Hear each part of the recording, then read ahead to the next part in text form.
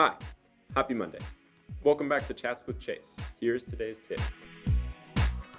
Sometimes you have geometry already drawn up or created, but you need to reference that in a parametric way in another sketch.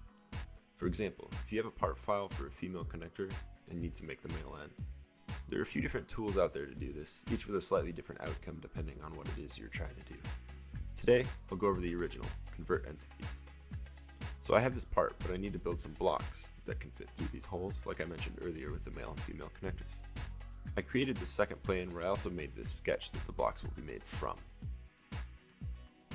What I could do is come in and manually draw out each edge, making sure to snap the points through each and every single one. But that's kind of tedious, so I'll just undo that. Instead, I'll grab this Convert Entities tool and an edge. Hitting OK now will convert just the one edge to the new sketch, like this. If I select the top face and hit OK, it'll just grab the outside rectangular edge, but we don't want that either. I could also come in, grab the top face, and check inner loops one by one, which allows me to be selective, like if I only wanted these slots.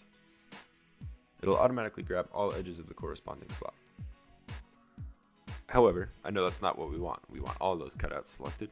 So I'll undo that. I'll start another Convert Entities, grab the top face again, and then select all inner loops. Once I confirm that, we'll have the sketch we wanted. Thanks for watching. Please contact us with any questions, and I'll see you tomorrow.